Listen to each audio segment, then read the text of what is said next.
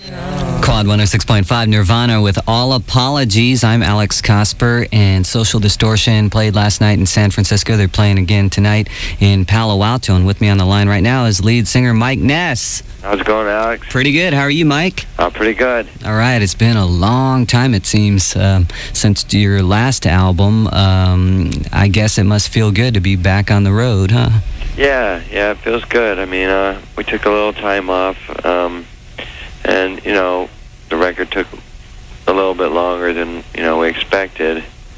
But, I don't feel that we could have made this record 2 years ago. Okay. I think that it happened the way that it was supposed to. And, we kind of like to go retrieve underground, every now and then, when things start to get, too exaggerated. Yeah, it's like, it's just, the limelight and all the commerciality of it, it's like, it's time to go back.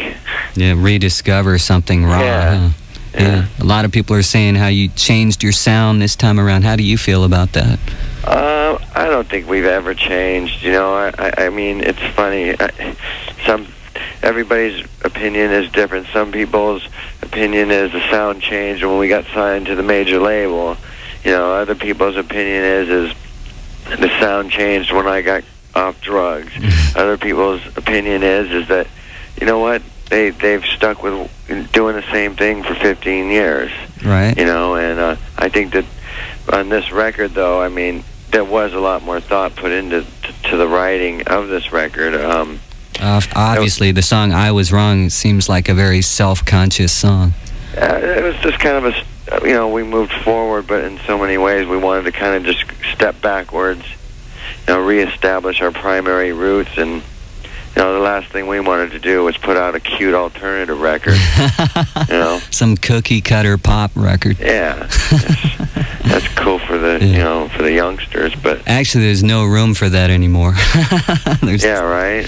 But I think the album's great. White Light, White Heat, White Trash. Which came out in September, and now you're on the road again. I had heard a story. Maybe you could verify this or correct. Right. The truth of it, that the album took a long time because you recorded it once and didn't like a certain tone that was running throughout it, so you re-recorded the whole thing.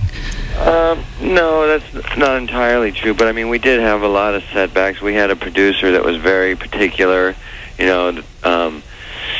we had to find a drummer when it was time to record, and you got Chuck Biscuits. Yeah, well, we didn't get him till afterwards. Okay. But I mean, there was just a lot of setbacks and stuff, and also in the writing, in the past, we always, as soon as we had 10 songs, finished, we went in and recorded them, and this time it was like we wanted a record that was going to stand out a little bit more, so, we, instead of writing 10, we wrote 30, and picked the best out of that. And it's amazing what happened by just challenging, the songwriting. Okay. What better, stuff you can come up with. So how do you think this is an evolution from the past in the songwriting? Well, I mean, like I said, I think it's definitely, we've evolved forward, but in more ways than that, I think that we've gone backwards and like I said, reestablished the primary roots and tried to bring back some of the soul and emotion and danger back into alternative music. Right. Do you use that label wherever you go, alternative, or do you just call people ask me all the time, do you still consider yourselves a punk band? And it's like, well, I don't know. I mean, no one knew where punk rock was going to go. Right. In 1979, there was no destination. It was just moving. It was like a runaway train. Right. And what people don't realize is that was a beginning to what is happening now. Right. You know what I mean? Right. So, I mean, in one sense, yeah, when I was 19, I had hazel color eyes. Now I'm 34, I still have the same color eyes, but you know what? I dress differently. Okay. So do you take the punk movement as seriously now as you did back then? Well, that's a funny word because it was a movement, back then. Now it's just a style of music. Okay. Punk music was music which enabled me to sing about my alienation, my frustrations, my angers, my pains, whatever. And we still do that. But I was doing it when it was not popular, and I will be doing it when it's not popular again. Okay. You know what I mean? That's cool. So, I don't know. Yeah, we're still a punk band, but we've always tried to be a little bit more. Right. And I went to your show it was June or July whenever you did the Gavin boot camp in San Francisco at Great American Music Hall. Right. That show was awesome. That was fun, yeah. Was that like your first show getting back into it again?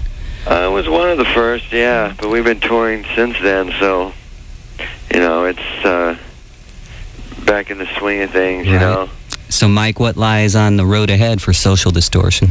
Well, we got a year of touring ahead of us, and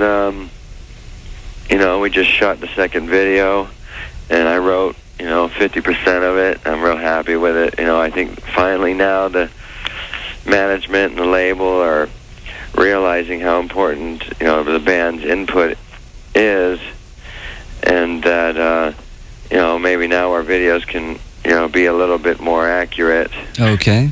Yeah.